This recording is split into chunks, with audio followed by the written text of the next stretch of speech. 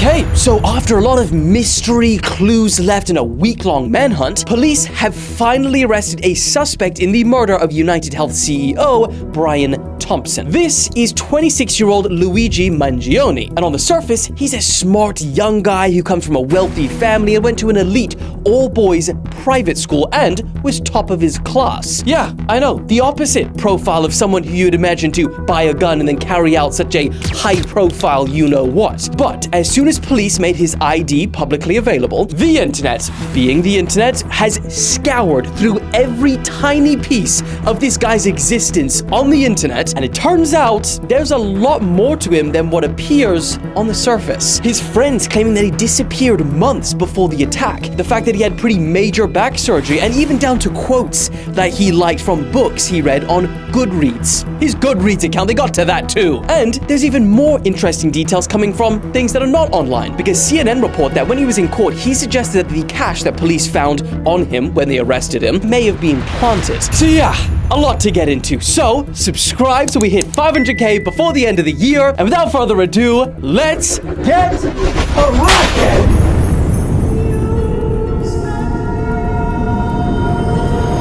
Okay, so for anyone that doesn't know, let's do a really brief, quick timeline of events that led up to this. And keep in mind, Luigi is not being found guilty of anything yet. So all of the following is alleged and what he's being accused of only. So on November the 24th, a whole 10 days before the actual shooting took place, Luigi allegedly arrives in New York City via a bus from Atlanta, Georgia. He checks into a hostel and begins scouting the Hilton Midtown Hotel, where the victim, Brian Thompson, the CEO of the 16th most valuable company on the entire planet, stays quite frequently. On December the 4th, the morning of the shooting, Luigi is seen leaving the hostel early in the morning and traveling on an e-bike. He purchases coffee and a water near the Hilton Midtown Hotel. That's the Starbucks, apparently. And that's also where they got that picture of him where he removes his mask and apparently flirts with, I guess, someone behind the counter. Then at approximately 6:44 a.m., Brian Thompson is shot multiple times outside the hotel. Surveillance footage shows what police believe to be Luigi manually cycling the pistol after it appears to jam. Police say that Luigi then flees on an e-bike into Central Park and then later takes a taxi to the bus station. Now, at this point, as we all know, a huge manhunt is launched, and at the crime scene, police find what are believed to be the first clues that the gunman intentionally left, which were the words delay, deny, and depose carved into the bullet shells. Now, investigators use this as the first clue into a motive, linking those words to the book Delay, Deny, Defend: Why Insurance Companies Don't Pay for Claims and What You Can Do About It. Now, books are going to be a pretty big theme of this video, as you'll see later. They then say that they found his backpack in Central Park and inside was a jacket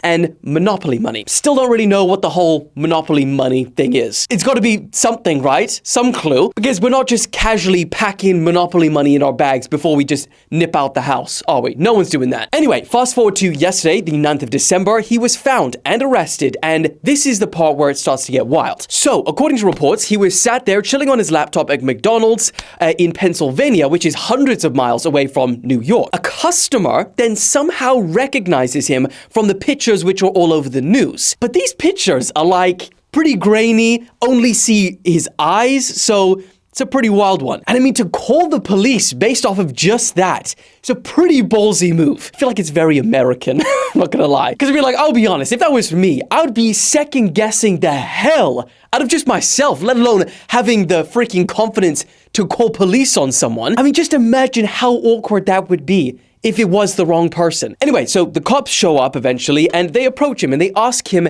if he's been to New York recently, at which point reports say that he starts shaking, like visibly shaking. They then ask him to pull down his mask, and then apparently as soon as he does pull it down, the officers immediately believe it's him. So when they search him, they apparently find a 3D printed pistol, a silencer, a fake ID, a passport, $8,000 of USD cash, and $2,000 in foreign currency. Don't know what the nationality of that currency is.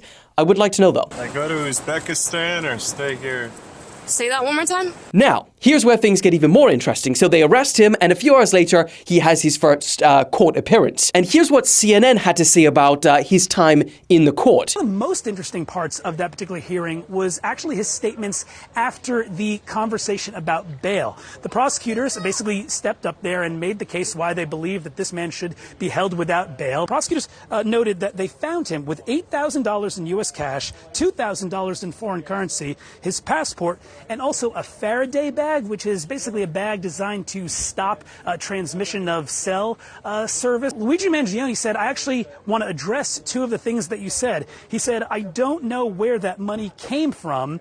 I'm not sure if it was planted. And then he also said that that bag was waterproof. And the term that the prosecutors used when discussing the Faraday bag, the ghost guns, the 3D printed silencer, was the prosecutors used a phrase saying this is criminal sophistication. Luigi Mangione said, I don't know about any of this criminal sophistication when addressing that. Yeah, interesting. But, I mean, as you'll see in a second, he's clearly a very smart guy. And so maybe by saying that, he was trying to distance himself away from these items, because these items in specific would make him a flight risk and he wouldn't be given bond. I mean, either way, after this, he wasn't given bond anyway. But suggesting things like it could have been planted, yeah, that sent the internet off. And you'll realize why the internet plays a big factor in this, because let's get into what do we know about who he was, who he is currently. And I'm gonna churn through these things, all right? Firstly, let's start off with his Twitter, because he started off at around 500 followers. He now has like 300,000 plus. Yeah, and it feels weird to, say this because obviously he's being accused of murder right now. But man, the amount of support that this guy is getting on the internet right now is pretty crazy. Just go into any of my comments, or anyone's comments on this, in fact. They're all defending him, saying like, oh no, bro was at my house at the time of the murder, it wasn't him. And even, and I'm gonna give the links to Alex now of the ones that I've seen, TikTok edits. TikTok edits have started already. Alex, don't play the music, it'll get copyrighted.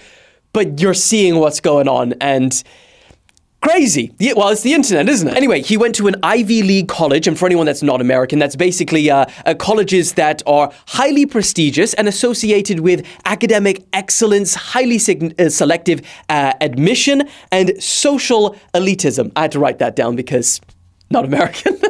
Basically like the Harvards, the Yales, we all get it when you put it that way. The senior speech that he gave when he was graduating were on topics ranging from conscious artificial intelligence to human immortality. He holds both a master's and a bachelor's degree in computer science. On his Twitter, he would post a lot about the problems of anxiety, depression, mental health illness, although he did say in court to the judge that there was no mental illnesses that he had that the court should be aware of. Another thing to know about him is that he reads a lot. On his Goodreads account, he had 295 books listed. And these were not just like Harry Potter and stuff like that. These were intense books. People even found a review that he wrote on the book Industrial Society and Its Future.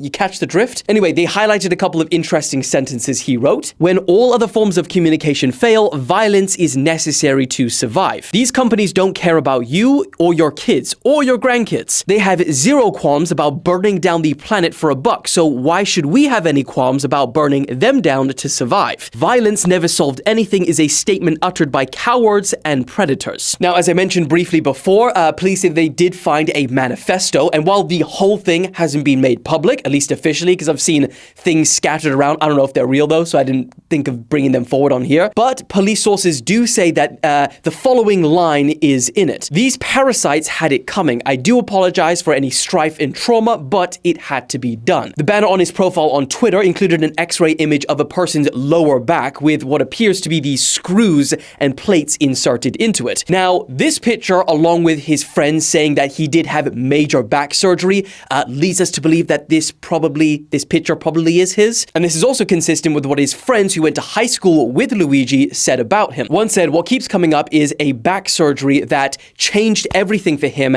and he went absolutely crazy. And if this picture of his back is actually him, then he clearly has some experience with the healthcare system. And if you've been through that and you're American, then you would also have experience with healthcare insurance providers like UnitedHealth. There's also this post from a friend tagging him saying, "Hey man, you need to call me. I don't know if you're okay or just in a super isolated place and have no service, but I haven't heard from you in months. You've made commitments to me for my wedding, and if you can't honor them, then I need to know so I can plan accordingly." Now, it's important to know there's a few other mentions of him disappearing from these people that claim to be his friends, and they're essentially saying things that suggest that he kind of just went off the map a couple of months before this shooting. There's a meme coin called Luigi, and it's already hit a staggering $24 million market cap.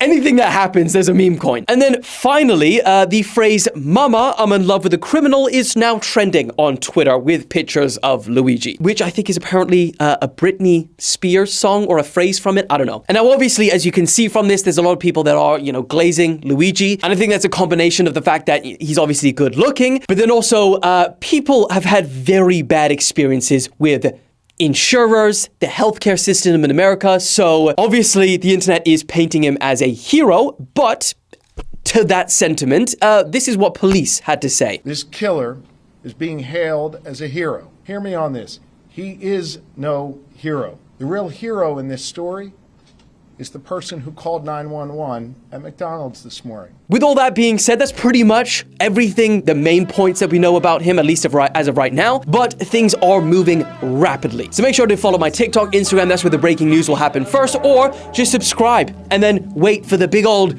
news roundups that come on. Either way, I'll be seeing you soon. Love ya. See you in the next one. Woo!